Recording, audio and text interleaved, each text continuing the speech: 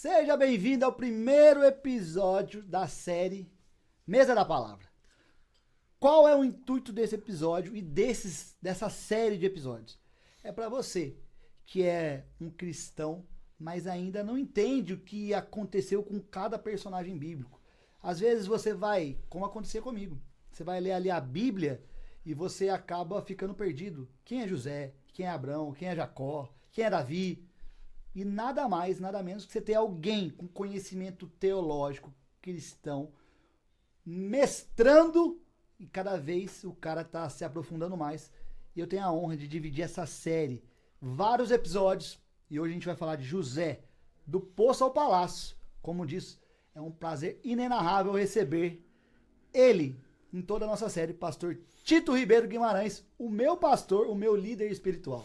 Muito obrigado pela acolhida, Dr. André Luiz Riso Santos, meu grande amigo.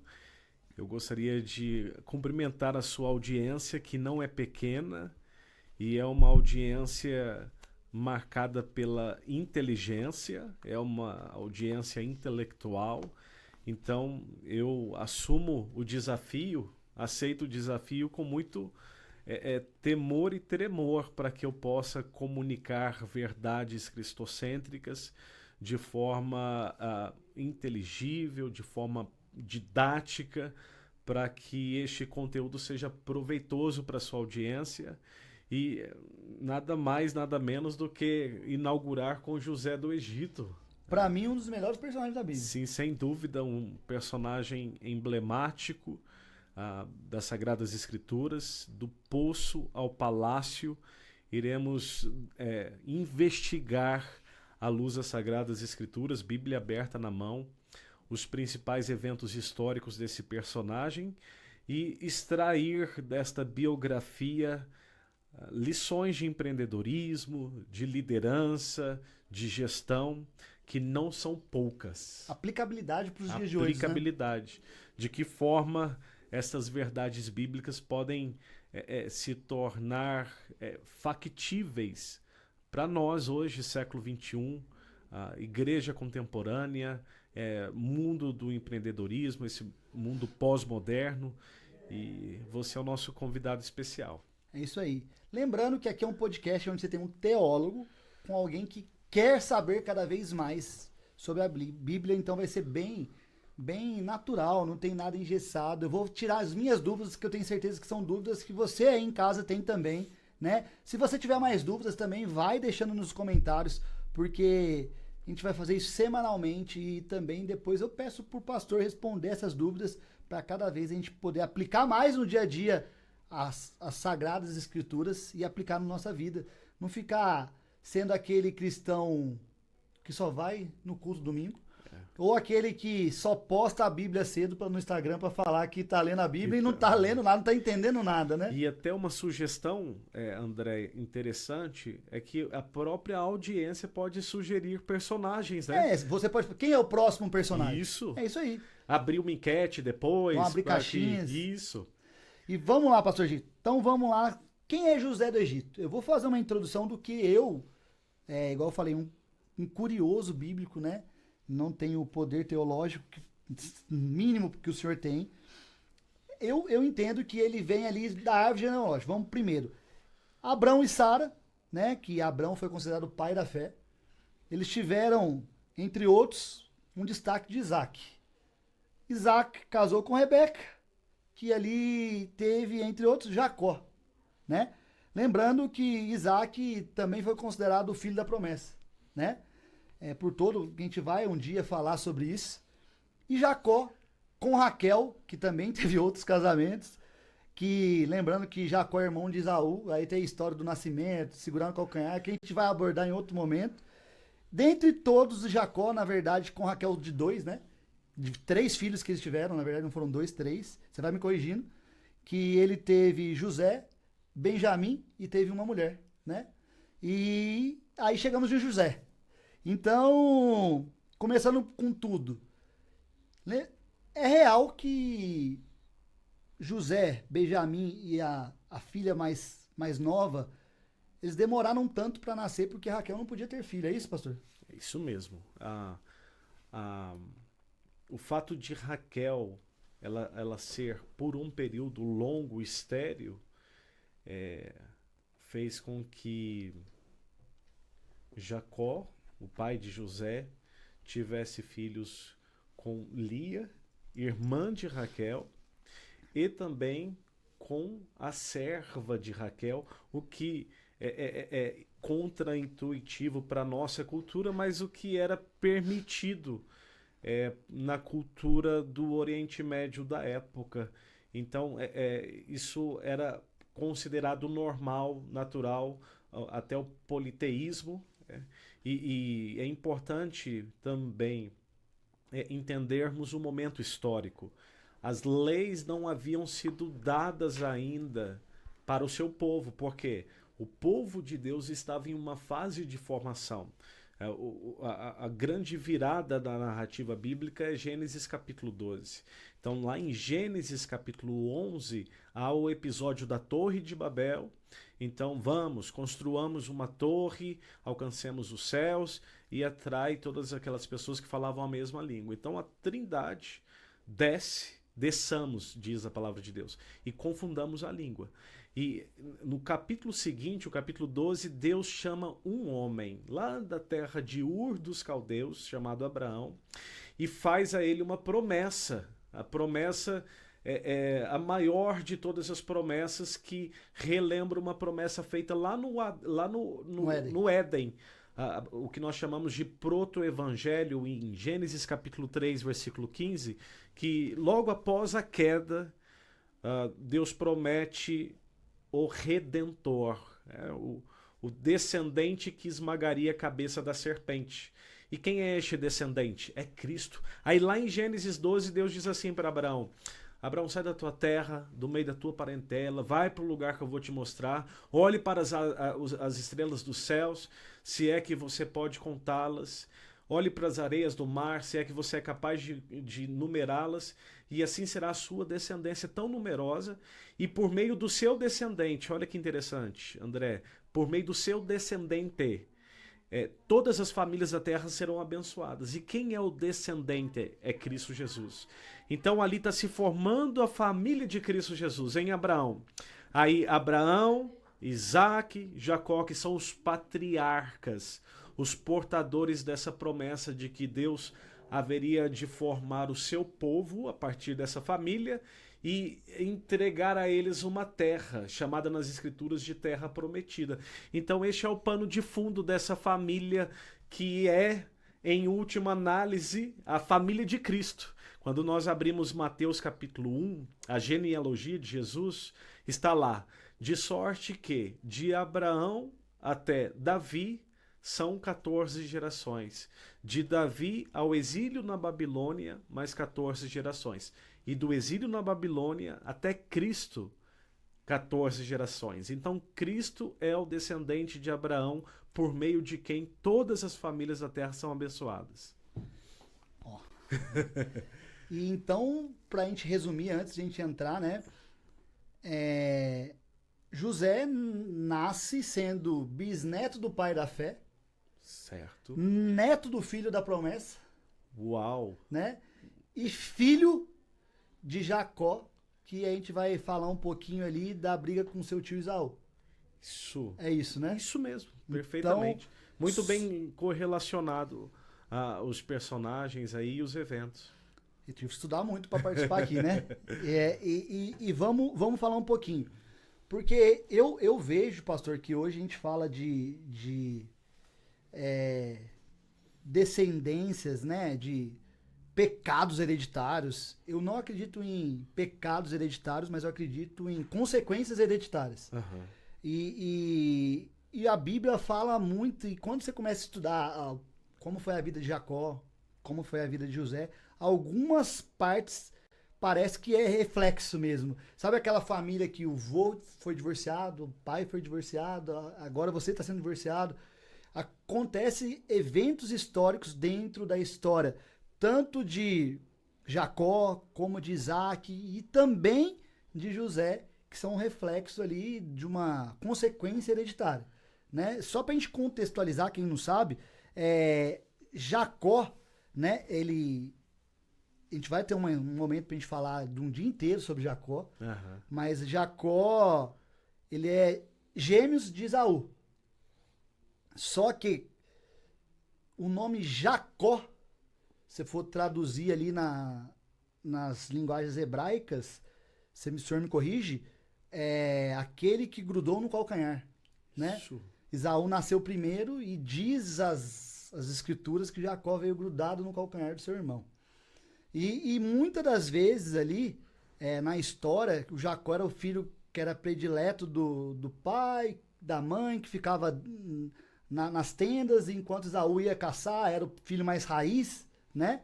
E que no final ali da vida, Jacó engana seu pai, que já era cego, para receber a benção, daquela benção que seria da transferência de hereditariedade, né, do poder. Primogenitura. Da primogenitura, isso, a palavra é primogenitura. Isso. E isso gera uma consequência que Esaú uma ameaça de morte.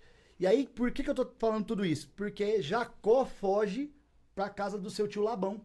Isso. E na casa do seu tio Labão, ele se apaixona por Raquel, que é a filha mais nova de Labão. Isso. E para ele poder pagar ali porque antigamente tinha o dote. O dote. Né? Hoje até a gente falando isso, tá comprando a mulher, não, mas ali tinha o dote, né? Porque eles entendiam o dote como pagar algo bem precioso, né? Algo precioso. Que a filha é um bem mais precioso. E ali começa as consequências. Por que eu vejo isso? Porque ele ao conversar com seu tio Labão, Labão fala, trabalhe 7 anos para que eu te dê a mão de Raquel. Ele fica 7 anos trabalhando para Labão, só que Labão o engana e oferece a mão de Lia. E ele, apaixonado por Raquel, trabalha mais 7 para conseguir a mão de Raquel. São 14 anos, é o 14 novamente na história. É verdade. E olha que legal, Jacó foi enganado por seu tio Labão, mas a qual enganou seu irmão Esaú. Sim. Então, a história começa a ser desenhada por uma consequência hereditária. Sim, né? sim. E Jacó, ao ser ali, conseguir a mão de Raquel, eu entendo que o Labão, ele fez na maldade, né? Na maldade que eu falo assim, mas é que Jacó era um jovem que dava muito lucro para ele na plantação, era um cara que entregava muito.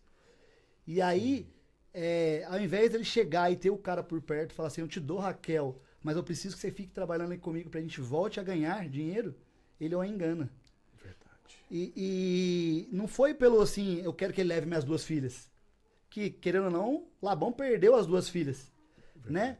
Mas eu vejo correlacionando com o dia de hoje, que muitas vezes se você é sincero com alguém, você consegue essa amizade, essa fidelidade de alguém. E no momento que você o engana, foi o que aconteceu. A partir do momento do 14º ano, ele chega, agora tá pago, apesar de você ter me enganado, agora eu vou embora com as suas 2 filhas. Verdade. Né? E aí a gente vai começar aí a história de José. A história de José, isso mesmo, excelente colocação. Este é o pano de fundo, de fato.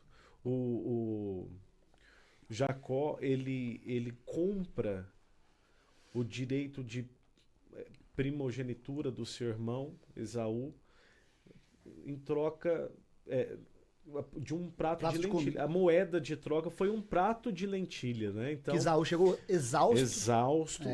E naquele momento, então, Jacó oferece um prato de lentilha em troca do seu direito. E a resposta de Esaú, seu irmão, o que me servirá a primogenitura se eu morrer de fome?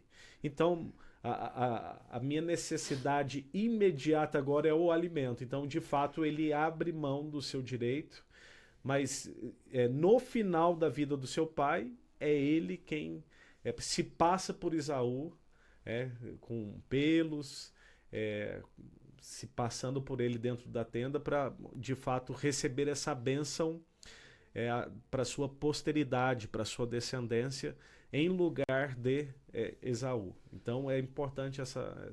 E Isaac, né, a Bíblia fala muito bem, porque naquela época, quando você vai dar a bênção, você põe a mão na coxa, né, na virilha, e aí ele e a mãe, eles a mãe que eu falo, Jacó e sua mãe, Isso. eles fazem toda até a pelagem, que um era mais Sim. peludo que o outro, para poder enganar o pai, que naquele momento estava na vida, na final da vida, cego, né? E ali com dificuldade de identificar e para ele poder dar a benção da primogenitura para Jacó, né? E assim como ele trapaceou, né, o seu sogro Labão fez o mesmo. Ele E foi rápido, né? foi muito rápido.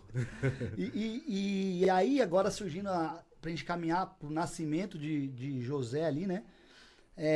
Isso José nem nasceu. O Jacó vai casar, igual você falou que a gente poderia ter mais de uma mulher.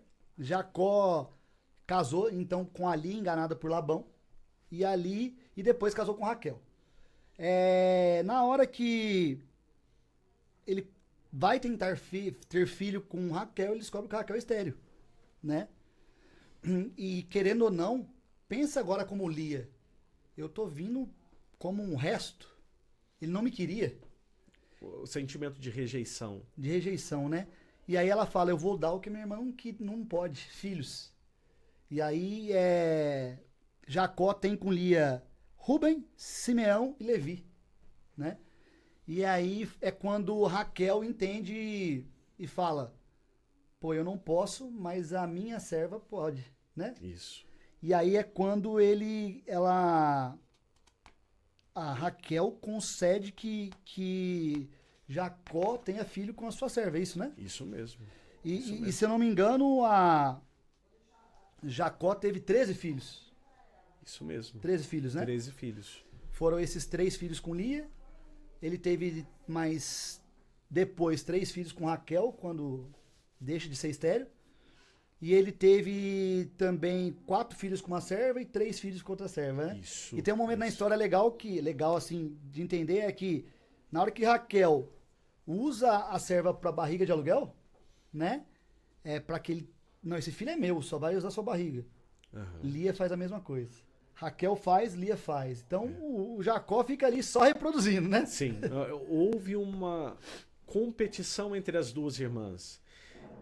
Pelo fato de Jacó amar Raquel e não Lia, a Lia se sentiu desprezada por Jacó, mas no momento em que Raquel não poderia ter filhos, Raquel se sentiu desprezada pela sua irmã Lia.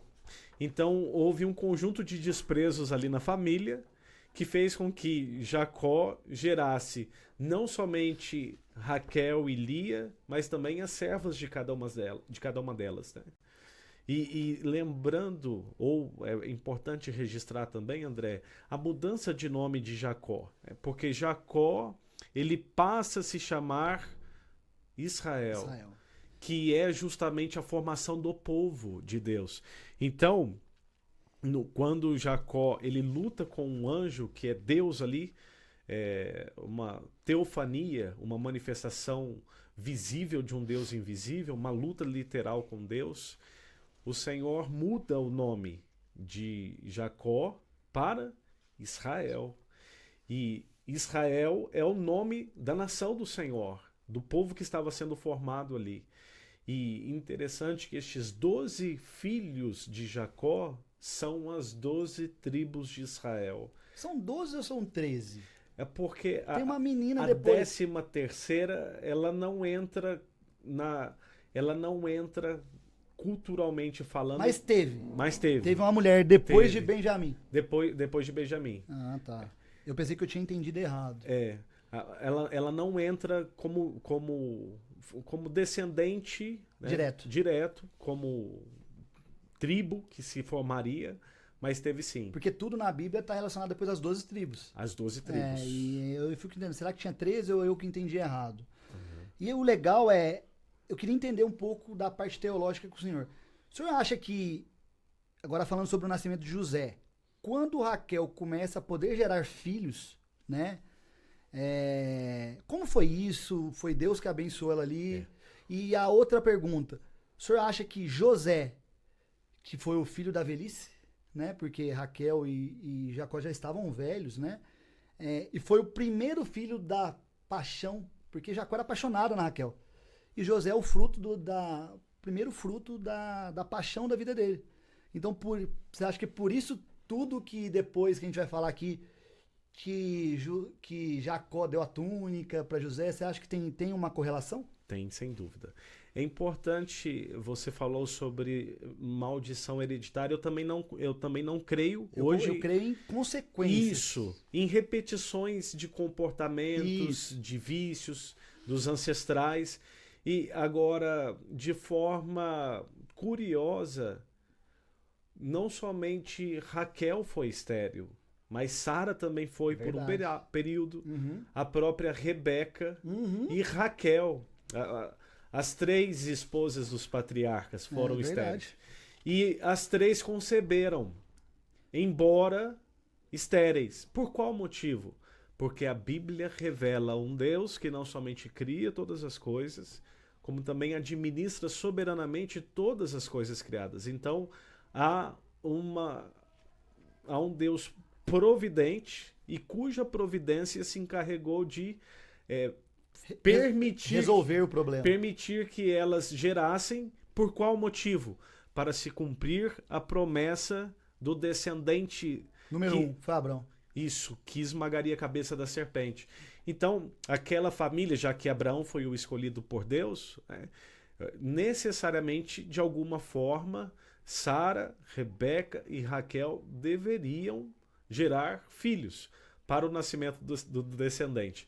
Então foi, de fato, de forma providencial. Aí, respondendo a sua pergunta, por que José era o filho preferido? A palavra de Deus diz em Gênesis capítulo 37 que José era o filho da velhice de Jacó. Anotei, filho da velhice. Com Raquel, e não Lia e nem as suas servas.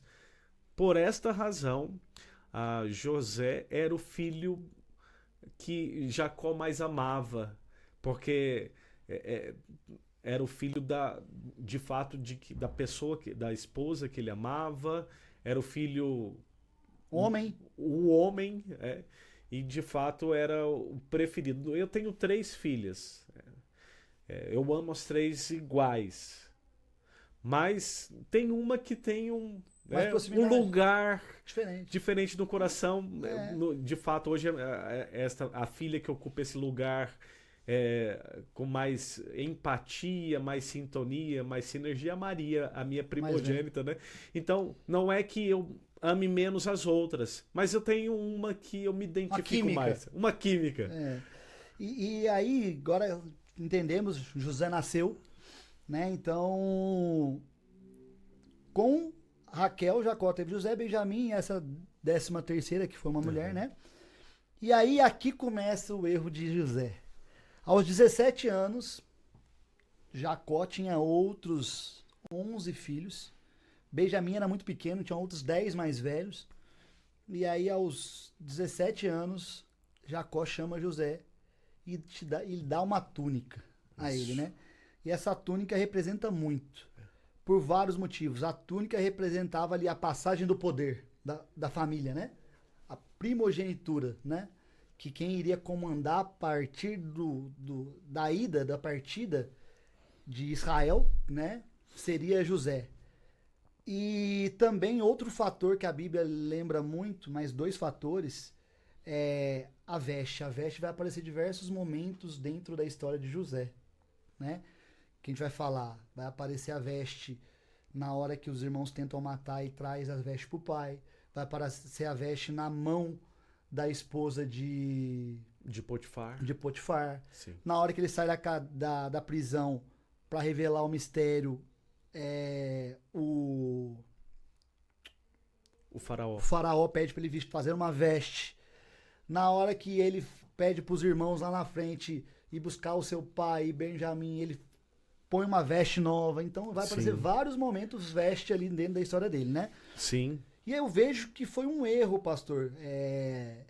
Benjamim, talvez na sua inocência, com 17 anos receber essa veste, ele sai, acho que o pai quis chamar ele no canto ali, ele sai demonstrando essa veste para os irmãos, que geram um ciúme. Sim. E eu acho que isso acontece muito no nosso dia a dia. Correlacionando aquele contrato que você vai assinar, aquela notícia que você vai ter que vai mudar a sua história, você se expõe, você fala para familiares, fala na internet e acaba gerando situações favoráveis a pessoas tentarem prejudicá-lo. Sim. E o senhor acha que tem essa correlação? Sem dúvida. Apenas um registro, André. Na narrativa bíblica, a Bíblia afirma que logo após o nascimento do irmão de José, que é Benjamim, a Raquel morre. Ela morreu no parto. No parto.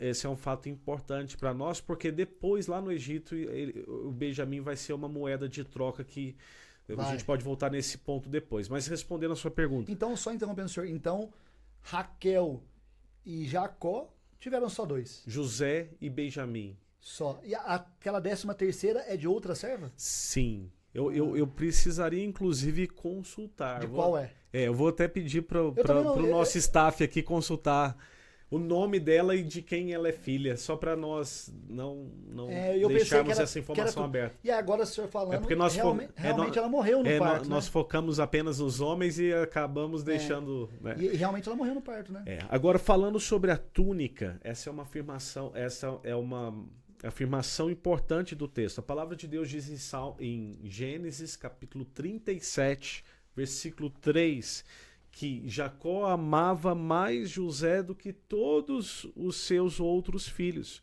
porque era o filho da velhice, e mandou fazer para ele uma túnica talar de mangas compridas. Então, André... Talar quer dizer de várias cores, né? Isso. E quanto mais cores, mais poder. Mais algo poder. Assim, né? Então, a roupa, ela sempre, em todas as culturas, em todas as gerações, foi um símbolo de status, de autoridade, de poder, de presença, de eloquência. Então, por exemplo, contextualizando aqui para os nossos dias, por que eu decidi vir de terno hoje? Poderia ter vindo de um esporte fino, poderia vir bermuda, de tênis, mas eu optei por vir de terno porque é um símbolo de autoridade, de posicionamento da nossa cultura. E assim nos dias de José era as vestes ou as túnicas, como ele recebeu do pai. E é importante para nós também, André, entendermos que José não teve culpa de receber também o presente. Provavelmente o pai Jacó tenha precipitado. Porque tinha muito tempo de vida ainda.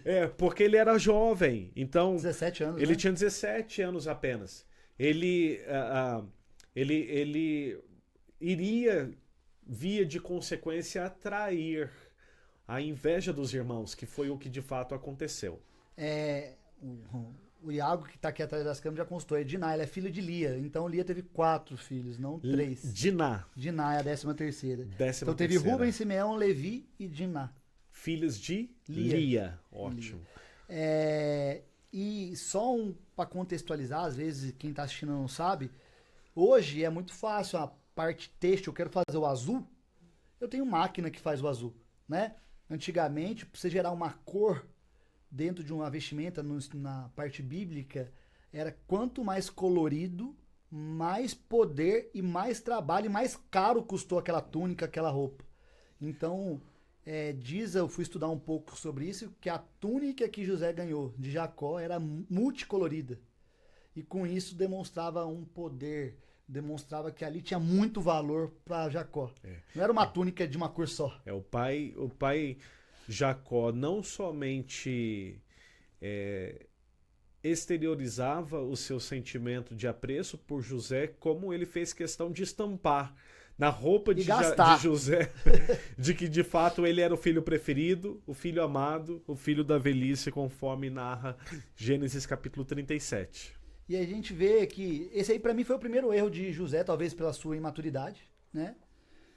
E o segundo erro é quando José começa a sonhar e falar. Isso. Né? E estes eventos estão também no capítulo 37 e são de extrema importância para nós. Por quê? A visão, André, ela precede o recurso. A visão, ela precede a liderança. Então, Deus deu os sonhos a José, mas, a meu ver, humildemente falando, eu penso que José poderia ter guardado o segredo, né? Deus me revelou através de um sonho, mas eu não precisaria ter imediatamente contado para os irmãos, porque iria inflamar aquele sentimento de inveja dos seus irmãos. E os dois sonhos foram sequenciais. O primeiro sonho se refere a um feixe. Eles estavam no campo. Sim. O feixe de José se levantou e os feixes dos seus irmãos se curvaram diante dele. Como a lua e as estrelas. O segundo sonho, o sol, a lua e 11 estrelas se prostravam diante dele. Pai, mãe e irmãos. Jacó, Raquel e os seus 11 irmãos se prostrariam diante dele. Agora, não sabia ele que Raquel iria morrer no parto do seu irmão Benjamim. Agora, é importante também registrar que, biblicamente falando, foi uma antevisão do que de fato aconteceria, né? Quando ele se tornou isso. Eu não quero dar spoiler, mas que realmente ele depois, tinha esse dom, né? De fato, ele havia sido vocacionado espiritualmente para isso. E Deus estava dando uma espécie de uma antevisão. O pessoal hoje chama de déjà vu. Daquilo que ele iria experimentar futuramente.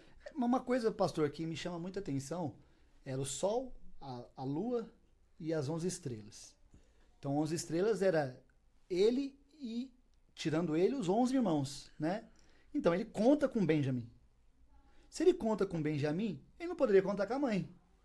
Verdade. E por que isso? Isso até hoje não tinha que ter o sol, que é a mãe. Ou, se não, os 10 estrelas e não Benjamim. Porque se a mãe nasce, se Benjamim tá vivo para prostrar sobre ele, a mãe tá morta.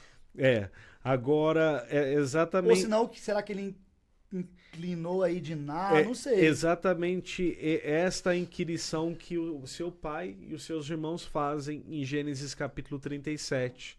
Quando José, versículo 10, quando José contou esse sonho ao pai e aos seus irmãos, o pai o repreendeu, dizendo: que sonho é esse que você teve? Você está querendo dizer que eu, a sua mãe e os seus irmãos iremos e nos inclinaremos até o chão diante de você? Ou seja, esta foi exatamente a compreensão que o pai Jacó teve do significado do sonho com os astros.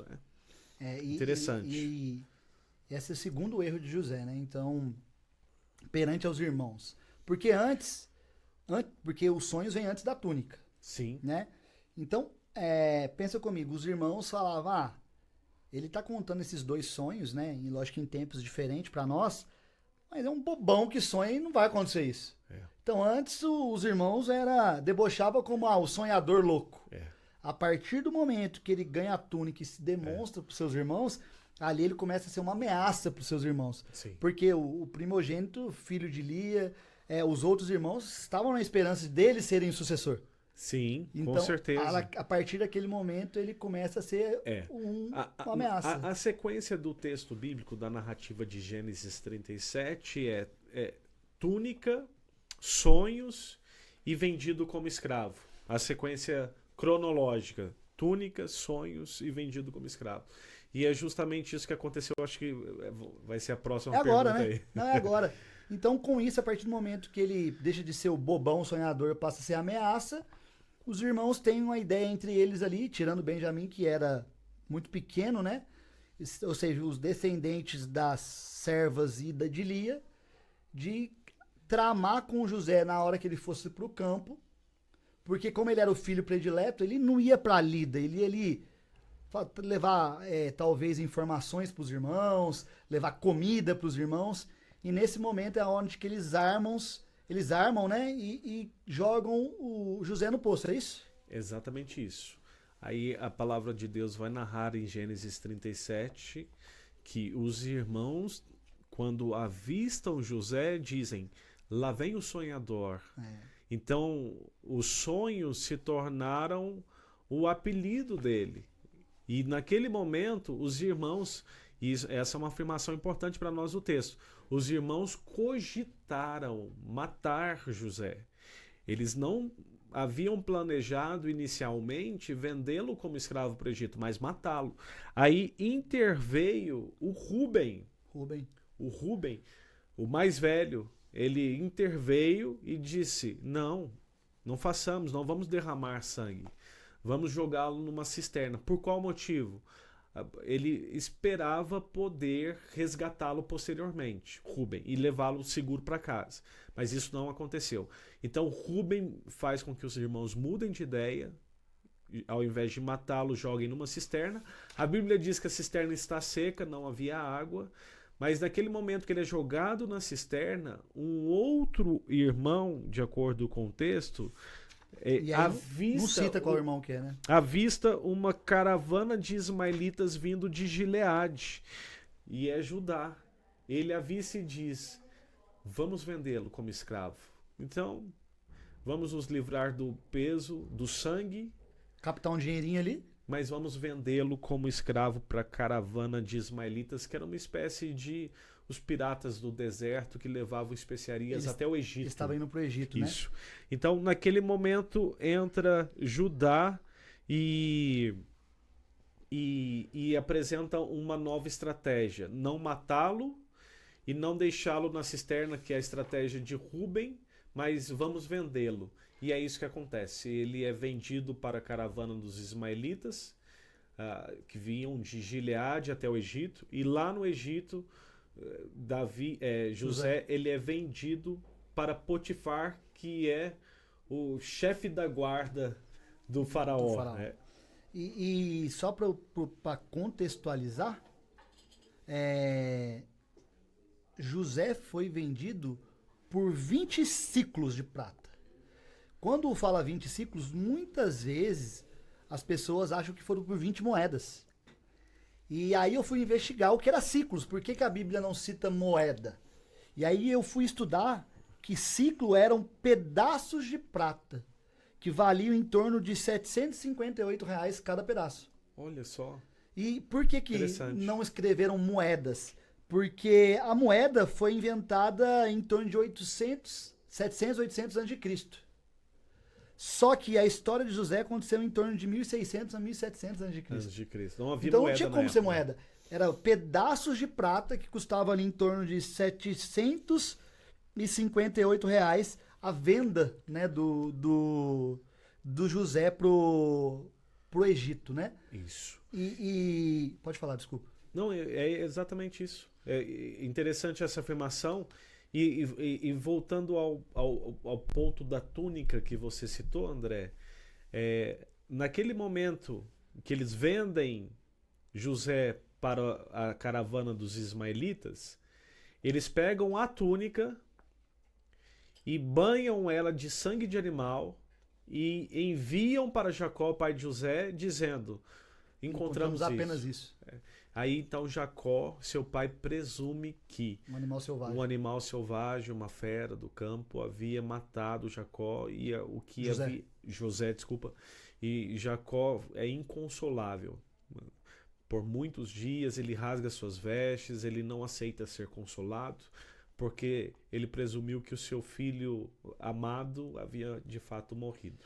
E aí eu tiro antes de a gente falar com José chegando no Egito, né? Uhum. Como o senhor já adiantou um pouquinho. Aí é uma frase aí que eu anotei aqui pra gente deixar bem claro. Não é uma frase bíblica, mas é uma frase pra você anotar aí agora. Se alguém te joga no buraco, fica tranquilo. A caravana de Deus está passando.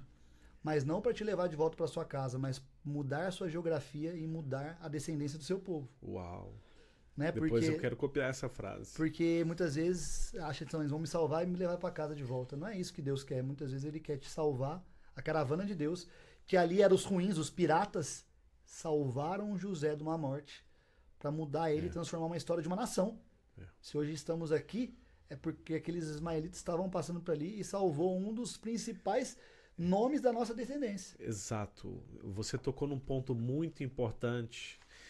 Nós chamamos na teologia de causa primária e causa secundária. Então, causa primária é a soberania de Deus. É um Deus que trabalha meticulosamente por todos e para todos naquele que nele esperam. Mas há causas secundárias que aí afetam o campo da responsabilidade humana. Então, embora Deus não tire de nós a nossa responsabilidade como causas secundárias das decisões, mas como causa primária, há uma vontade soberana que se sobrepõe à nossa. E todas as circunstâncias da história de José e de todos os outros personagens bíblicos nos ensina que há um Deus governando todas as coisas. E absolutamente nada escapa do controle absoluto dele. Tudo é no tempo dele, né? Tudo no tempo dele. E aí agora José chega no Egito. Só para contextualizar, José chegou com os ismaelitas. Esses ismaelitas, o que eles viram? Na hora que eles viram José no poço, o senhor pode me corrigir, José sempre foi um cara muito bonito. A Bíblia diz que ele era um homem bonito. Diz. Eu acho que é em Gênesis mesmo, eu não lembro o capítulo. Gênesis. E aí ele pensa, esse jovem que eles estão me vendendo por 20 ciclos, eu vou conseguir dinheiro dele nos mercados ali de negociações do Egito. Exato. É quando ele, pra vocês entenderem, eles põem José ali na vitrine, e aí Potifar, que é o general, né, do Egito ali, né, do faraó. Do faraó, que era o cargo como se fosse o diretor da empresa, passa e fala, eu vou levar esse escravo para dentro de casa. Exato. E o ponto que ele cita na Bíblia foi Gênesis 39:6, que cita que José é um homem bonito. Isso. 39:6, né? Eu tô com o texto aberto aqui. José tinha um belo porte e boa aparência. José tinha um belo porte e boa aparência, que foi inclusive o motivo pelo qual a esposa de Potifar foi atraída por sua beleza. E apenas um destaque do texto da narrativa bíblica de Gênesis 39 também, é que Potifar era o oficial do faraó, um alto oficial e comandante da guarda. Então era um cargo de muita importância ali. E de forma providencial, José foi vendido para aquele lugar, para aquela casa, né, de Potifar. E olha aqui, puxando um gancho sobre José com Potifar. Potifar compra ele, ao meu ver, sobre mais um investimento. Vou levar mais um homem forte ali para dentro da minha guarda, né? Sim. E ele foi ganhando confiança de Potifar até ele virar um administrador dentro da casa do Potifar. Esse é um ponto, um dos principais pontos da vida de José. O texto em Gênesis 39, versículo 2, diz que Deus estava com José, que veio a ser homem próspero e estava na casa do seu dono, o egípcio. Ou seja, o fato de Deus estar com José fez com que José ganhasse confiança. Era o suficiente. Se tornasse administrador, mordomo da casa de Potifar. E na narrativa bíblica diz que tudo estava sob os cuidados dele, não havia ninguém acima dele na casa de Potifar, todos estavam sujeitos a ele. E menos a esposa de Potifar, que foi a causadora de tudo. Foi a causadora. Então, nós vemos que o motivo pelo qual José ele prosperou na casa de Potifar foi o fato da boa mão do Senhor estar com ele. Gênesis 39, versículo 2. O Senhor estava com ele. José não estava sozinho. Né? E aí, aprendendo um pouco que eu aprendo com o Senhor em todos os cultos, uma aplicabilidade para os dias de hoje. Muitas das vezes que nós estamos no fundo do poço. Pensa comigo, José era para ser o sucessor de Jacó, né? E naquele momento José era um escravo, um pior escravo, porque até então ele não tinha ganhado a confiança de Potifar. Mas por que ele ganha confiança? Porque mesmo no seu pior momento, ele fez com excelência por ter Deus com ele e tornou grande perante aos outros. Exato. Você tocou num ponto importante, eu não quero me antecipar a cronologia bíblica, mas onde José estava, ele governava.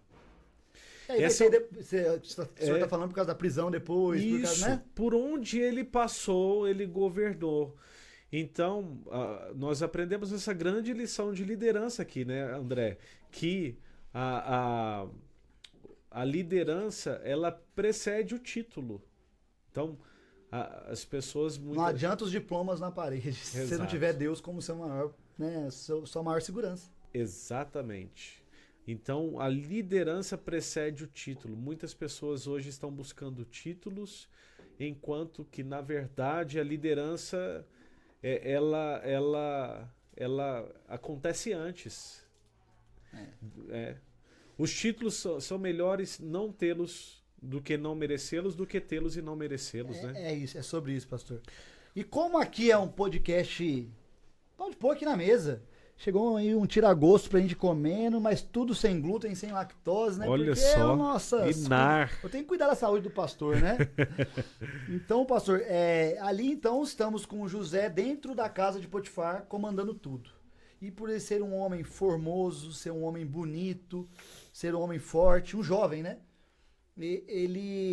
Agora eu vejo que a esposa de Potifar, eu acredito que ela já era danadinha. Sim. Já devia ter casos com outros, né?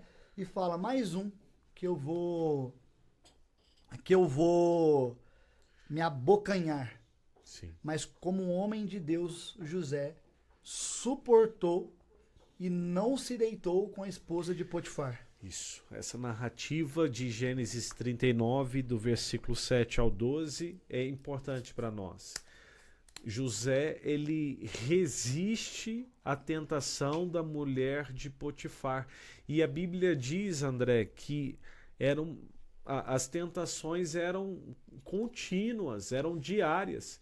Ou seja, não foi um evento isolado. Não.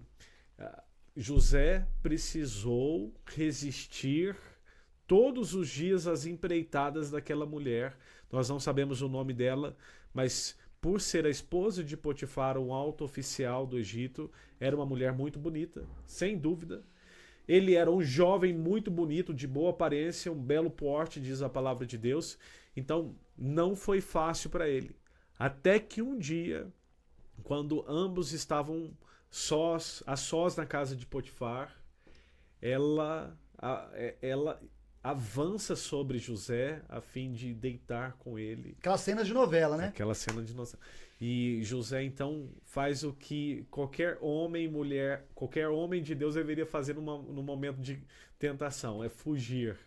Porque em alguns momentos acaba sendo irresistível. Então ele foge, mas deixa sua roupa com a mulher de Potifar. Ela agarra as rasga roupas. Um pedaço de roupa dele, né? E aí começa um outro episódio da vida de José, marcado também pelo sofrimento, mas não fora da providência de Deus, que é a calúnia e prisão.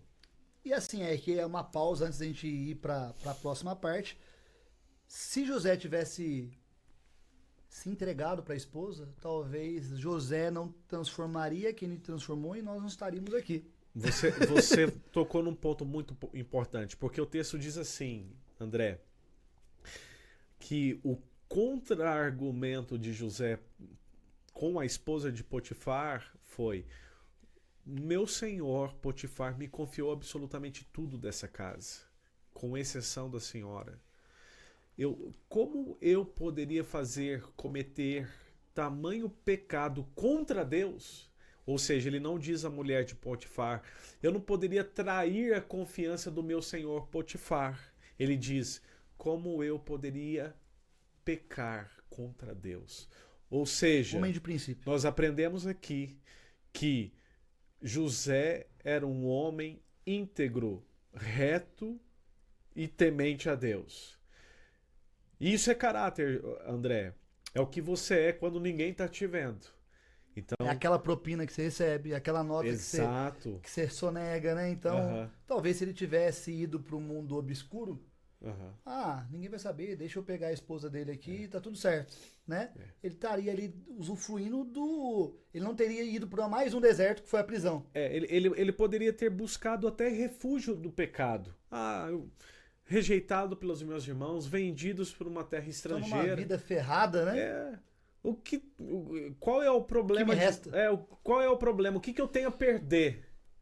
Ele não colocou em jogo a sua santidade, porque ele sabia que Princípios. E além dos princípios, André, ele nutria uma promessa através dos sonhos que ele havia tido. Este não é o meu fim. Esse é o meu meio. Eu trago comigo uma promessa dos feixes e dos astros. Então, eu não vou morrer nesse lugar. Deus me deu uma promessa. Então, eu vou ser fiel a este Deus. Aquele que prometeu é fiel para cumprir. E o legal é que isso dá para aplicar no dia de hoje, né? Igual eu tô falando. Muitas vezes cai na nossa mão um contrato que você fala, se eu subornar aqui ninguém vai ficar sabendo, né? E se auto-beneficiar, né? Por uma sonegação de imposto, por fazer uma traição, minha esposa vai ficar sabendo. Exemplo, alguém que trabalha com viagem, eu tô lá no Nordeste e eu vou me envolver com uma mulher aqui, ninguém vai ficar sabendo, né? Mas isso gera consequências para toda uma nação, né? E ali José já previa que iria pagar um preço. Eu vou até ir mais longe. Seria uma consequência imensurável, porque José era o portador de uma promessa do descendente ali. Embora o descendente Cristo, né, não seja da linhagem dele direta. É de Judá, do irmão, mas ele, veremos no final, foi o responsável por preservar a família da fome, para que, através do mantimento, eles não morressem e não se perdesse a promessa que Deus havia feito lá no Éden. Então ele entendia que, em última análise, ele era um instrumento de Deus ali, um instrumento providencial para preservar a descendência. E aí vem mais uma aplicabilidade. Só para vocês entenderem, então a mulher ficou com o ego ferido, saiu gritando que José tentou agarrá-la, e aí o esposo, né, Potifar, coloca na prisão. Isso. Mas aqui eu já tenho uma interrogação, pastor. Antes de eu falar em interrogação, eu quero uma aplicabilidade. A aplicabilidade é que José poderia, igual, da situação toda que ele viveu, ele falar assim, vou enganar o Potifar, não é nada meu. Se até meus irmãos me jogaram na cisterna, então ele poderia se enganar. E ele poderia usar isso de desculpa, mas ele não fez. Até porque o exemplo do pai que enganou seu tio, ele poderia também utilizar isso de muleta. Meu pai enganou meu tio, eu vi meu pai enganando meu tio, porque na hora que a gente contar a história do Jacó numa próxima, a gente vai ver aquele momento onde que Jacó reencontra Esaú, né? Exato. E José presenciou tudo aquilo, do pai morrendo de medo de encontrar o tio que tinha ameaçado de morte lá atrás, né? E aí ele poderia muito bem falar assim, eu venho de uma família de enganações. Repetir o comportamento. Justamente aquela aquela pessoa que fala assim, meu pai traía, meu avô traía, meu pai traía, eu vou trair também. É da família. Meu avô bebia, meu pai bebia, só me resta beber também. Então José, ele quebrou esse padrão ali. Eu não vou permitir que essa maldição, essa repetição de comportamento que não provém da vontade de Deus se perdure na minha família. Eu vou quebrar esse ciclo de maldição aqui agora, né? E ele se mostra um homem íntegro novamente, até dentro da prisão. E o outro ponto, que é a interrogação que eu falei com o senhor, na hora que eu vou ver o comportamento de Potifar, que era o general, era o chefão, se ele é o chefão e acredita na esposa, entre aspas, que um servo dele, um comandado dele estava querendo agarrá-la, ele teria matado José. Com certeza. Ele mandou o José para a prisão para não ficar feio para ele, mas ele sabia que José não estava errado. Porque com o poder lá na frente a gente vai ver, por muito menos ele matou. Foi o copeiro ou foi o padeiro? O padeiro, por muito menos, por errar na massa ali alguma coisa, ele matou o padeiro. E um cara que tentou agarrar a mulher dele, ele deixaria na prisão apenas? Então eu acho que na hora que ele joga José pra prisão, ele já joga sabendo que a esposa tinha armado tudo aquilo. O senhor não acha isso, não? Sem dúvida. Pelo fato de Deus estar com José e José demonstrar ser um excelente administrador ao ponto de Potifar o nomear mordomo de tudo que lhe pertencia, ele sabia, ele conhecia o calibre de José, ele sabia que José ele era incapaz de fazer isso. E conhecendo também a sua esposa melhor que José, provavelmente ele quis poupar a vida de José, o lançando na prisão e não ficando ruim para a sociedade ali como um homem, né? O corno. Então ele preserva a integridade da família e a vida de José. Ele toma uma decisão sábia. E aqui, o pastor, agora com ele na prisão, a gente vê, tem em Gênesis 21 e 23, fala, José é um dos poucos personagens bíblicos que Deus fala que ele é bem sucedido. Uhum. E no Gênesis 21 e 23 fala, bom êxito em tudo que executava. Tudo. Né? Uhum. E aqui um parênteses de o que é ser bem sucedido e o que é estar bem sucedido. Excelente. Muitas pessoas são bem sucedidos por propósitos, por valores, mas às vezes estão passando por momentos que não estão bem sucedidos. Este, inclusive, é o tema do meu sermão do próximo domingo agora. Com certeza. Eu vou fazer a exposição de Filipenses 4 e Paulo ensina o grande segredo que é o contentamento. Na prisão em Roma ele escreve a sua igreja aos Filipenses, uma igreja livre, logicamente, inspirando eles a se alegrarem. Como que ironia, um homem preso, com todos os motivos para se entristecer, é capaz de nutrir um espírito de alegria na sua comunidade da fé. Então, aí ele conta o segredo em Filipenses 4. Né? Aprendi um segredo, estar contente em toda e qualquer situação. Então, o sucesso à luz da Bíblia ele não se limita a um sucesso reducionista da nossa cultura. O bem-sucedido é o Patek Philippe, a Ferrari, a viagem para Roma, a casa do duplex. Não. O bem-sucedido, o bem-aventurado da Bíblia, ela é ultra circunstancial, ela independe das circunstâncias. Né? Então, uma pessoa pobre financeiramente falando pode ser muito bem sucedida. Ela pode não estar bem sucedida no momento, mas ela é uma pessoa bem sucedida. Numa área financeira mas em casamento, outras, filhos. Agora você pode pegar uma pessoa riquíssima que não necessariamente é bem sucedida. Por quê? É tão rico que só tem dinheiro. Exato.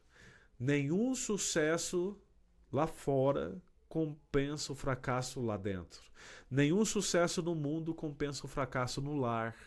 Então há muitas pessoas que se dizem bem-sucedidas e são lá fora, nas mídias, na sociedade, no Instagram, mas dentro de casa, divórcio, filhos imersos nas drogas, traição, depressão. Então, e antes da gente voltar para a parte bíblica, a gente vê muitos empresários, né, que hoje são referências, que quebraram várias vezes e tornaram multimilionários, estou falando financeiramente, várias vezes. E tem muitas pessoas que perguntam, mas como eu não consigo uma vez virar multimilionário? E o cara já quebrou 20, 30 empresas e 20, 30 vezes ficou multimilionário. Porque é um cara que, dependente da situação, ele é um ser bem-sucedido. Ele tem uma estrutura familiar, ele é apegado a Deus. E ele sabe, se tiver que começar do zero de novo, ele vai fazer acontecer. E além disso, André, nós não começamos mais do zero, né? Imagina, você pega... Não vamos cometer os erros. Imagina, eu Tito, agora com quase 40 anos.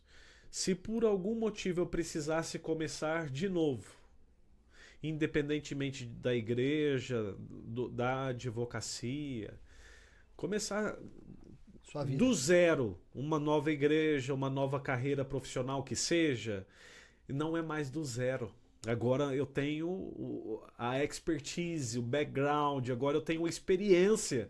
Então por isso que você vê um multimilionário, um grande empreendedor que vai à falência e deve milhões, mas agora rapidamente ele consegue recuperar e fazer montar um novo império novamente, um Ike Batista da vida, porque eles não começam do zero, né? Já sabe onde errou, já consegue mapear os seus pontos fracos, e assim sucessivamente. É justamente isso. Então voltando agora para a história de José. José vai para a prisão. E ali, novamente, ele é um homem bem-sucedido e tudo que ele faz com êxito. Ele é tão bem-sucedido e tanto com êxito que ele ganha a confiança do cara que cuida da prisão mor. O carcereiro. O carcereiro mor. E ele fica até com O as chefe. chaves. Isso. Gênesis 39, versículo 21, a palavra de Deus diz que o Senhor estava com José lá na prisão. E olha só, ao ponto de ele ganhar a confiança do responsável pela prisão e ele passar a liderar dentro da prisão. E aqui nós aprendemos com José uma outra grande lição de liderança. Liderar independentemente do cenário. Das circunstâncias. Onde José estava, ele liderava. Ele liderava seus irmãos, ainda que na sua tenra infância. A Bíblia diz em Gênesis 37 que ele trazia para o seu pai as más notícias dos seus irmãos. Ele era o dedo duro. Ele Era o dedo duro. Tal pessoa fez isso. Ele já tinha um olhar clínico ali do cenário familiar e ele reportava para o seu pai. Então ele liderava em casa, ele liderava também na casa de Potifar e agora você pode pensar, não, na prisão agora ele vai blasfemar contra Deus, ele vai amaldiçoar o dia que ele nasceu. Não. Sabe o que ele faz? José se torna o líder da prisão. Então, onde José estava, ele liderava. Que grande lição para nós sobre liderança, né? Liderar independentemente das circunstâncias, independentemente do cenário ser favorável ou não. Penso eu que o verdadeiro líder, ele se mostra genuinamente líder quando ele é capaz de liderar em meio aos cenários improváveis. A qualquer cenário. Né? Então a gente pega o grande ícone do Brasil, né, da nossa geração, talvez não da sua, né, mas o Ayrton Senna. Não. O Ayrton Senna, ele treinava na chuva. Ele amava correr na chuva. Porque quando ele ia correr e chovia, ele sabia que ia ganhar. Porque enquanto os outros descansavam nos treinos por causa de um mau tempo, ele estava na pista treinando. E quando chovia nas corridas, ninguém pegava o Ayrton Senna. E é uma grande lição de liderar independentemente do cenário. E aí a gente pode pegar vários na nossa sociedade, né? E o Ayrton Senna falava que quando não chovia, ele passava 2 ou 3. Mas quando chovia, ele chegava sempre em primeiro. Ele sempre em primeiro. Aí você vai pegar Cristiano Ronaldo, era sempre o primeiro, chegar 1 hora antes do treino e o último a sair. Foi destaque na vida dele. LeBron James, Shaquille O'Neal. Você pegar aqui, próximo, Marcelinho Carioca. Eu perguntei, mas por que se tornou o maior batedor de falta do mundo? Com mais gols de falta no mundo? Porque ele chegava antes, aperfeiçoava a batida e ficava depois. Então, Oscar Schmidt, que recentemente nos deixou, fazia 1000 arremessos antes, 1000 arremessos depois, antes de todo mundo chegar. Então, é aquele momento, independente de treinar para a circunstância, né? É verdade. E aí, uma nova lição mostrando que José é um cara de princípios e valores. Você poderia pensar, ele está dentro da prisão, recebe a chave da prisão, a confiança, ele poderia muito bem fugir. Poderia. Mas ele voltar para casa. Voltar para casa, fugir, voltar para o seu pai Jacó. Mas ele tinha certeza que seus sonhos seriam realizados. Sim. E ele sabia, ele compreendia o processo, que é o que a nossa geração muitas vezes não sabe compreender o processo. Então, as pessoas querem a glória, mas não querem passar pelo processo. André? Então, as pessoas querem o título de médico, mas não não querem abrir mão da baladinha para ir pro cursinho, não querem abrir mão dos prazeres imediatos para viver algo grandioso lá na frente. Então assim foi com José. Ele entendeu que a casa, a cisterna, a casa de Potifar e a prisão eram degraus para ocupar o governo de onde eram apenas e somente degraus na providência nessa grande escada chamada providência de Deus, para ele alcançar o lugar que Deus havia colocado naqueles sonhos, aqueles 2 grandes cenários. E falando ali sobre ainda a índole de José, né? Eu vejo que José, ele tinha todos os motivos para poder abandonar em vários momentos, né? Até na hora que ganha a confiança de Potifar dentro ali, ele poderia pedir uma licença e ir embora, fugir dali, né? Porque ali ele ainda era um escravo, né? Mas não, ele sabia o que ia acontecer. E falando da nossa geração, né? A geração imediatista, ontem eu ouvi num podcast, o Caio Carneiro fala que existe geração X, Y, Z, alfa, beta, né? Aham. E que essa geração tem que ser chamada de geração 2X. E eu fui entender o porquê. Porque eles são tão imediatistas que todos os áudios ouvem em 2X, todos os vídeos assistem em 2X, então não quer passar pelo processo, só quer viver a vitória. Só. Né? E aqui mostra novamente a nossa raiz, que a Bíblia é a nossa raiz, da onde a gente surgiu. Que para você atingir o auge, você precisa chegar no seu destino, onde Deus preparou para você, você tem que passar pelos processos. Tem que passar pelos processos. E nós não podemos esquecer também, eu falei sobre causa primária, soberania de Deus, mas causas secundárias, responsabilidade humana. Uma grande lição que nós aprendemos aqui na prisão também. José, ele interpreta o sonho do padeiro e do copeiro de Faraó. E aqui nós aprendemos uma grande lição. Por quê? José diz assim, olha, quando vocês forem restituídos ao governo, lembrem de mim. Mais uma traição. Então, assim, olha o que é, André, o poder da conexão. Por quê? O copeiro, ele se esquece, mas por 2 anos. Mas depois de 2 anos, ele se lembra. Quando Faraó tem o sonho, o copeiro diz assim para Faraó, tem uma pessoa na prisão Um jovem que interpreta sonhos. Então, o que eu aprendo aqui também com José? O poder das conexões, o network que é falado hoje no mundo corporativo, no empreendedorismo. Porque se não fosse, humanamente falando, causa secundária, se não fosse esta relação que José havia construído dentro da prisão com o copeiro, o faraó não saberia da existência e do dom de José de interpretar sonhos. Então, ainda, embora haviam se passado 2 anos e o copeiro se esquece de José, mas no momento em que o faraó sonha, ele se lembra, tem um homem na prisão que interpreta sonhos. E só para contextualizar, que às vezes vocês não sabem, na hora que José chega na prisão, tem lá um copeiro e um padeiro. O padeiro era quem fazia as massas pros pães, e a Bíblia não fala o porquê que os dois foram ali pra prisão, né? E o copeiro era aquele cara que, não é o cara que servia copos, mas era o cara que experimentava vinhos para ver se não estava envenenado pro faraó, né? E aí eles têm sonhos, e aí eu tiro uma lição aqui, pastor. Muitas vezes o poder do network é exatamente isso que o senhor falou. Primeiro, José foi esquecido, depois de 2 anos ele é lembrado pelo copeiro. E só para o pessoal entender um pouquinho aqui da história, o copeiro teve um sonho, na qual eu até anotei aqui, né? Sim. O copeiro sonha com 3 videiras que cresceram, amadureceram e deram uvas em cachos.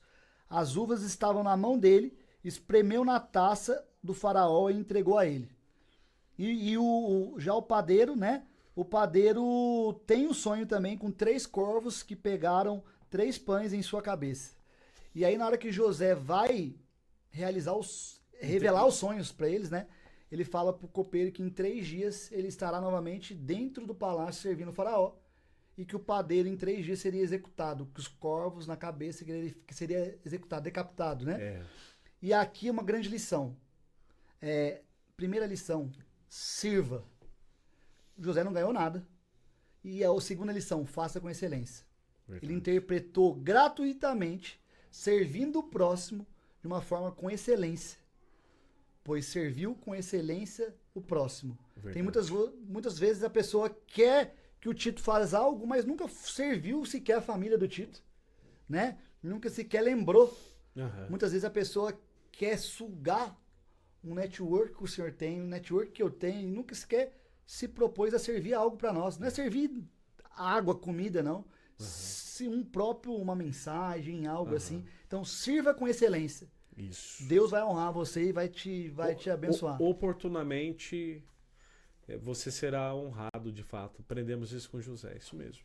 E aí chega lá, o copeiro volta, depois de 2 anos, ele, primeiro, mais uma vez José com as chaves na mão, na prisão, um é morto, o outro é liberto, e ele é esquecido, é traído, entre aspas, Sim. pelo copeiro. Mais uma vez, várias traições, né? Irmãos, depois a traição da mulher de Potifar e agora do copeiro. José tinha tudo de novo para falar, ô vida, né?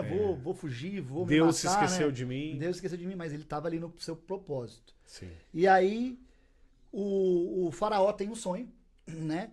O sonho do faraó, eu até anoto aqui, que subiam do rio 7 vacas formosas, gordas de carne, pastando entre os juncos, que na verdade juncos, para quem não sabe, são plantas aquáticas, né? Depois saíram do rio, mais 7 vacas magras e feias que foram para junto das outras na beira do rio Nilo. Então as vacas feias e magras comeram as 7 vacas belas, né? E nisso o faraó acordou. E não foi um sonho, foram 2, né? Em um outro sonho, ele também vê 7 espigas de trigo, grandes, boas, cresciam no pé. Depois brotaram outras 7 espigas mirradas e ressecadas pelo vento. As espigas mirradas engoliram as 7 espigas grandes e cheias. Então o faraó acordou. E faraó tinha todos, parece que ele chamou todo mundo que ele tinha do poder e ninguém conseguia interpretar os sonhos dele, né? Até o momento que o senhor falou que o copeiro chega e fala, tem um jovem lá na prisão que revelou sonhos, que revela sonhos e os sonhos acontecem. Que é quando ele chama José. Exatamente. Nesse ponto, isso está em Gênesis capítulo 41, versículo 25. José interpreta os sonhos de Faraó e ele anuncia, através desses sonhos que você narrou, 7 anos de fartura e 7 anos de fome. A interpretação do sonho do Faraó. E naquele momento, então, que é o momento crucial, José, ele é exaltado a governador do Egito aos 30 anos de idade, o segundo homem mais importante do Egito. Ficando até mais poderoso que Potifar. Sim, né? Até mais poderoso que Potifar. Ele poderia muito bem falar, agora eu vou vingar da sua esposa. E não fez isso, né? Não vingou da esposa, não vingou dos irmãos. Que a gente vai ver agora, né? E só para o senhor também me ajudar aqui, eu vejo mais uma vez as roupas entrando na história. Sim. Né? Antes dele se apresentar para o faraó, ele se barbeia, que o Bíblia fala, troca de roupa, põe a melhor vestimenta, né, para poder. Então tem vestimenta com os irmãos, tem a vestimenta com a mulher de Potifar, e agora novamente a vestimenta entra na vida de José, né, mostrando a importância desse ponto, né? Se não me engano, aparece as vestimentas depois novamente, né? São 4 vezes na história de José que a vestimenta é fundamental. É fundamental, isso é importantíssimo. E novamente mostra também sobre os princípios e valores. Ele não vinga de ninguém, né? Não vinga de absolutamente ninguém. E como o senhor falou, ele foi designado hoje aí, ele consegue executar com tanto êxito, né? Que a gente falou que o faraó poderia, obrigado, tá liberto da prisão, vai ser um novo escravo, mas Faraó falou assim, ninguém melhor do que você para executar esse plano, porque aqui eu vejo uma evolução de José, pastor, porque primeiro José tem sonhos na adolescência, que é aqueles 2 sonhos com os irmãos. Depois ele revela sonhos, ele tem sonhos e revela pro copeiro e pro padeiro. Aí é que a evolução, eu vejo uma evolução cristã do José. E agora com o faraó, ele tem o sonho, ele revela sonhos e ainda ele põe direcionamento, ele executa plano para aquele sonho. Então, antes era um sonhador, depois era um revelador, agora além de revelar, ele põe, faça isso, isso, isso, isso, isso. Acho que isso que talvez trouxe a confiança de Faraó, né? Esse ponto é importantíssimo. José se mostra um excelente administrador e não somente um intérprete de sonhos. E isso atrai a confiança do Faraó, razão pela qual ele diz, ele inquire de fato José, quem é melhor do que você para que administre os 7 anos de abundância. Então, José, ele passa a ser o gestor do reino, ele do comanda império. Egito. ele passa a Tem ser a o carta gestor. branca ali, né? Ele tem a carta branca. E aí, de fato, André, a gente mais uma vez volta para a lição de grande, sobre uma grande lição de liderança, né? Ah, o, o poço, a casa de Potifar e a prisão foram as 3 escolas de liderança de José. E foram exatamente estes eventos que forjaram o José líder. E as pessoas hoje não querem passar mais pelo processo, pela escola de liderança. Elas querem o título, a posição, mas não estão dispostas a pagar o preço. Então, a gente vê na vida de José que a cisterna, a prisão, a casa de Potifar, tudo foi formando José líder, administrador dos recursos. Um homem que depois passou a se tornar o segundo homem mais importante daquela época. E aqui mais um aprendizado para os nossos dias de hoje. Eu vejo o aprendizado do sonho do faraó, que foi revelado por José. Muitas vezes nos períodos de vaca gorda, nos períodos de colheita, o homem se esbanja, não Sim. guarda, compra carro, compra moto, compra casa e não pensa em fazer um caixa para sua empresa. Verdade. E aí nos 7 Eu anos até né? anotei que planejamento transforma abundância em sustentabilidade.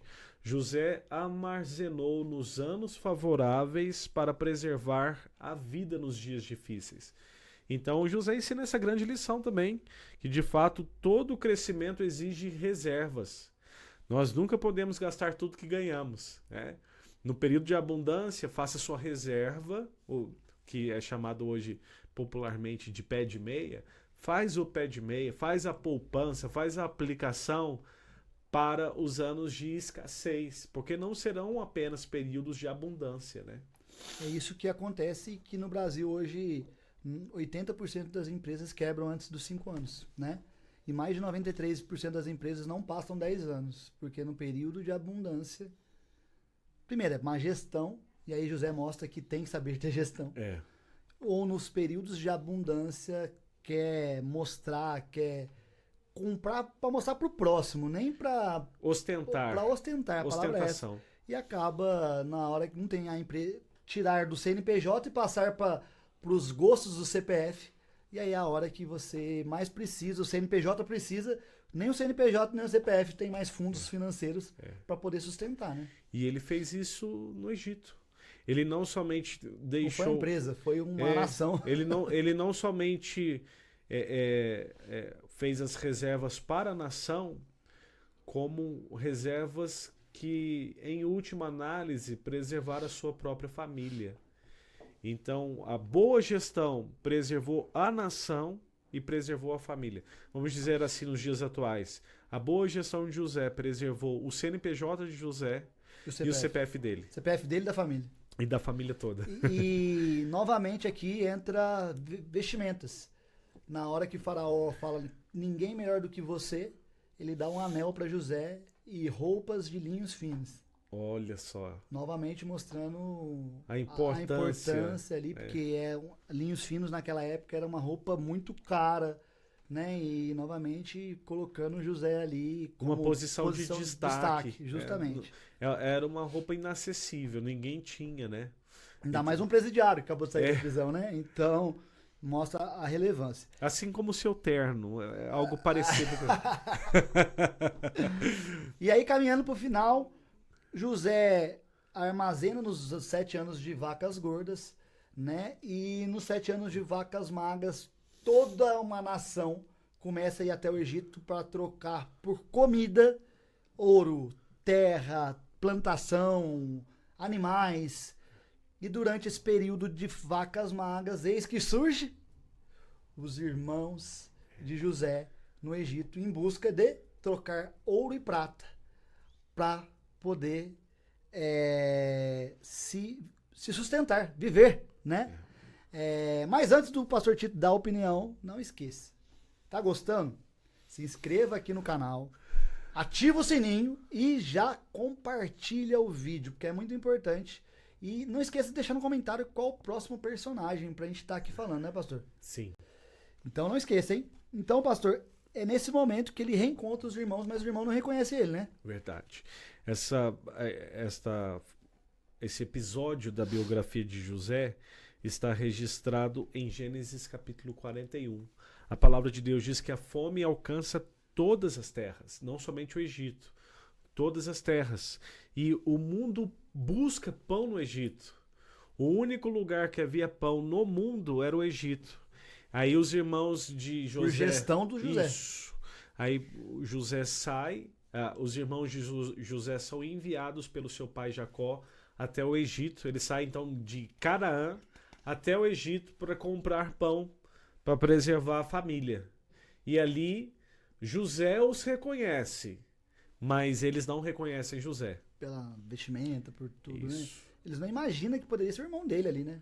Nunca. Porque ali tinha 30 anos, ele foi vendido aos 17. Né? E vendido como escravo, né? Como escravo, sujo, E agora magro, eles estão diante do governador do Egito. Como que o meu irmão não pode ser? É. Né? Não tem como. É inconcebível. E naquele momento, José prova o caráter de seus irmãos. Poderia vingar dos irmãos. José prova o caráter de seus irmãos antes de revelar a sua identidade. Então, naquele momento, José faz um teste da integridade dos irmãos,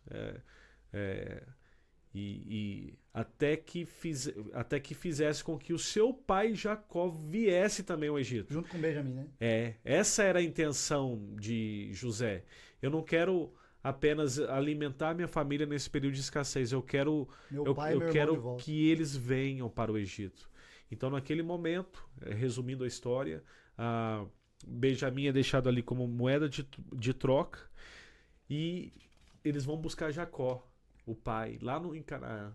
Pela segunda vez eles voltam e agora buscam Jacó. Olha, o governador do Egito, pai, disse que só vai liberar Benjamim se o senhor for até lá.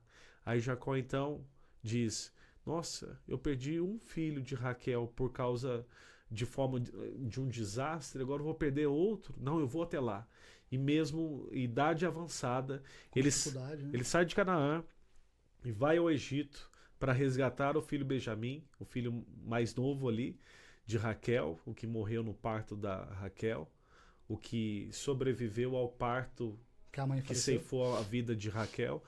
E ali José se dá a conhecer a seus irmãos. Eu sou José. E só para acho que foram duas vezes, né? Primeira vez ele pede para os irmãos trazerem Benjamim. Isso. E depois ele segura Benjamim e fala: agora eu quero seu pai. Agora Jacó. eu quero seu pai.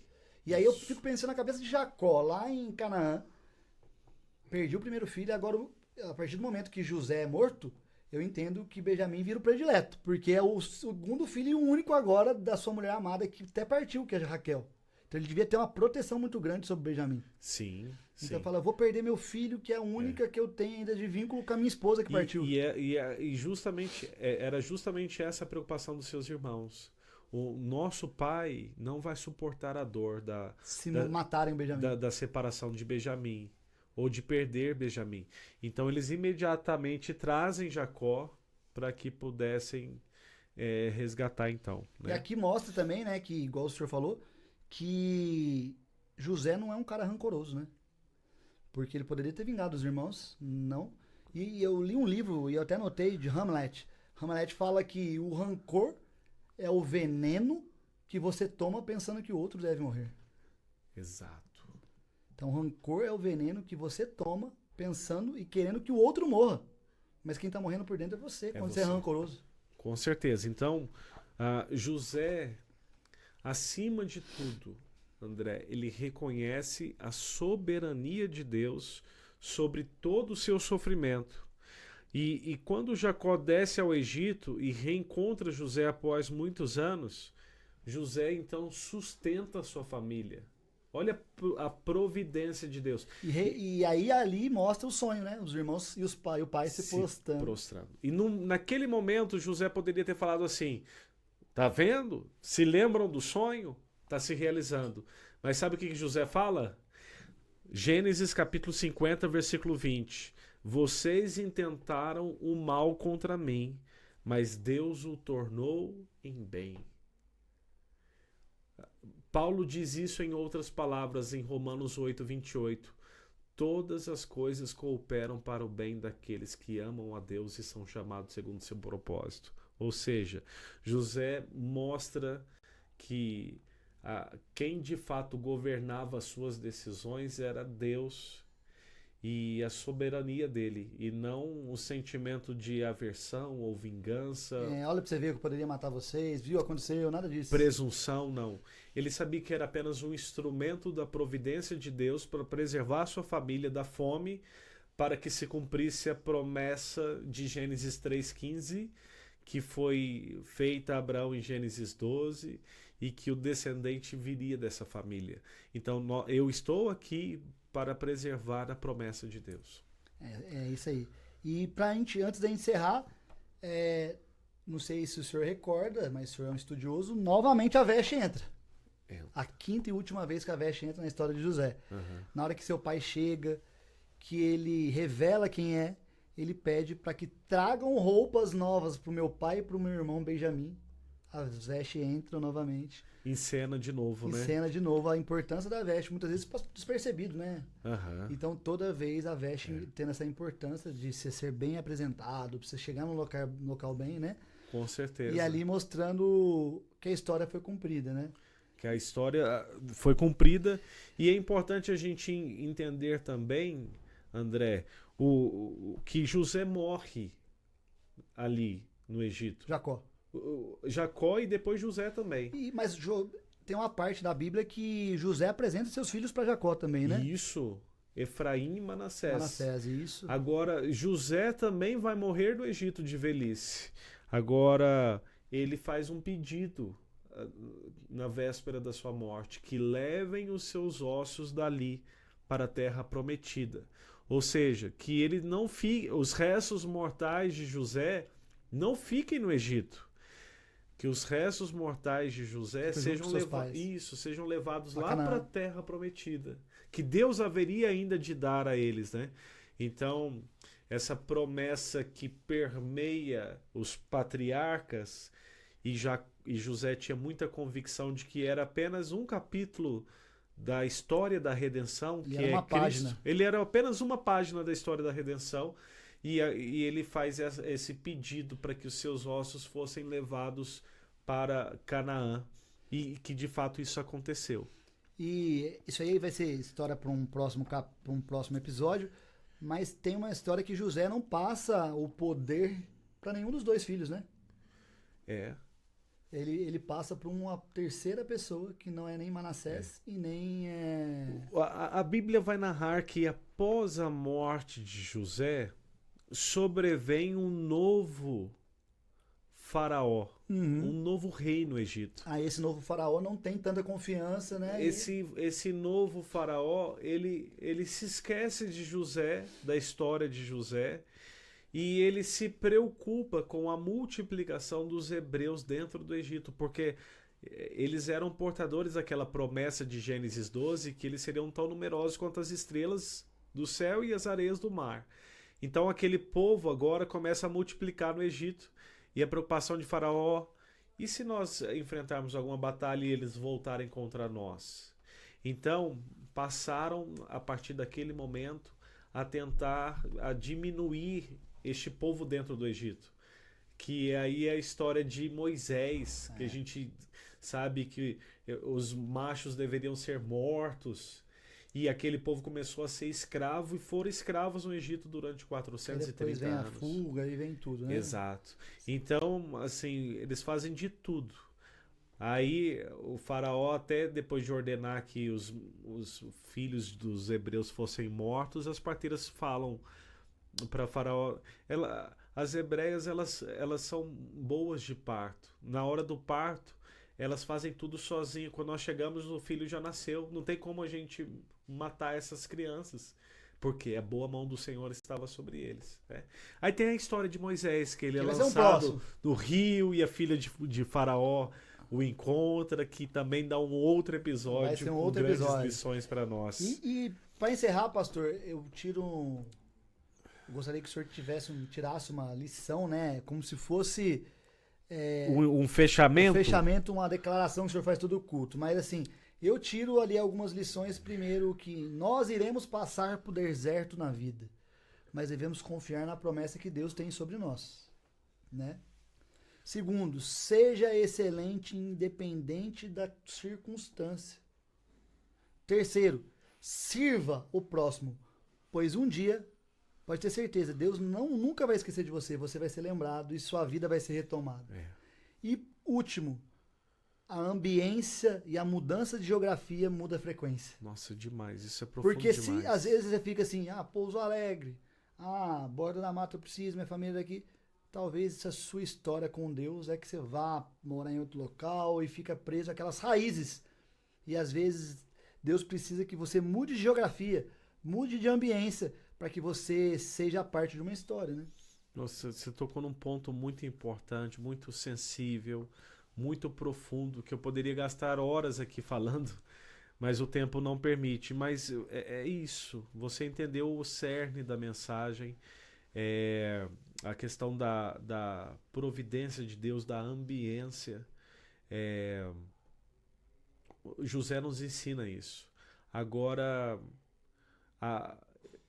olhando para uma história mais recente, André, a Renascença, nós estamos falando do final do século XIV até o século XVI, lá na Itália, lá em Toscana. Renascentismo. Isso, o renascentismo.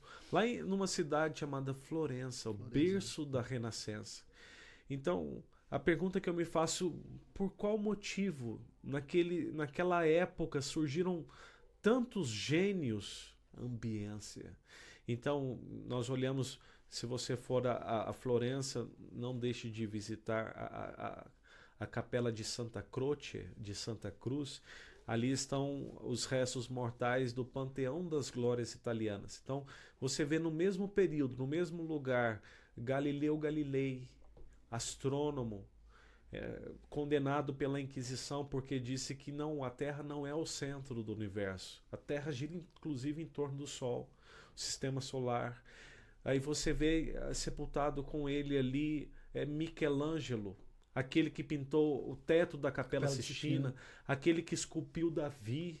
Você vê Dante, autor da Divina Comédia, um dos grandes literários. Você vê ali sepultado também Maquiavel, político, o Príncipe de Maquiavel, uma obra-prima das ciências políticas.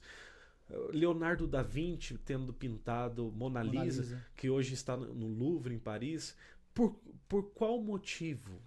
Ambiência. A ambiência muda a frequência. Estes homens conviveram juntos no mesmo período, revisitando os textos originais, os clássicos, o grego, o romano, o latim, e eles começaram a enxergar o mundo de uma outra forma. Uma família chamada Família Médici lá na Itália patrocinou, incentivou eles culturalmente, e hoje nós não temos mais esses grandes gênios na atualidade. Então a importância da ambiência, de você estar cercado de pessoas com a mesma frequência que você disse. A Bíblia tem N versículos bíblicos que falam sobre ambiência. Salmos capítulo 1, por exemplo: bem-aventurado o homem que não se assenta na roda dos escarnecedores, não se detém no caminho dos pecadores, antes o seu prazer está na lei do Senhor e na sua lei medita de dia e de noite. Então, André, quando nós andamos com pessoas que buscam conhecer a palavra de Deus, cultivam os mesmos princípios e valores que emergem das Sagradas Escrituras, e nós nos conectamos com pessoas que frequentam este mesmo ambiente, dentro e fora da igreja, surgem coisas maravilhosas, como esse podcast, como esse encontro, e como tantas coisas que nós temos feito juntos, né? Legendários, ministérios na igreja. Então eu penso que essa é uma das grandes lições de José. Às vezes Deus vai tirar você, ouvinte, da sua zona de conforto, tirar da sua parentela, como fez com Abraão lá da terra de Ur dos Caldeus. E tirou também José da parentela, né? Como fez com José, que o tirou lá de Canaã e levou para o Egito. Então, não se preocupe. É fora da sua zona de conforto que Deus vai manifestar a sua glória sobre a sua vida. Eu quero deixar minha lição de José, minha principal lição. José nos ensina que liderança bíblica, André, ela não é autopromoção. Então, José não se autopromoveu. A liderança genuinamente bíblica é mordomia fiel dos recursos, das oportunidades e das pessoas que Deus confia às nossas mãos. Então, o que é uma liderança fiel às Escrituras? Não é autopromoção.